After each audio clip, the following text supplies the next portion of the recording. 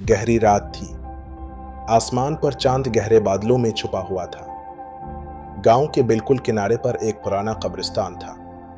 लोग कहते थे कि वहां जिन्नात की मजलिस लगती है। अली और उसके दोस्तों ने फैसला किया कि वो आज इस बात की सच्चाई जानेंगे। वो कब्रिस्तान में दाखिल हुए। पहले तो सब कुछ आम लगा, मगर फिर एक कब्र के पास से अजीब आवाज आई। जमीन कांप रही थी। अचानक जमीन फटी और एक सिया धुआं तेजी से उठा।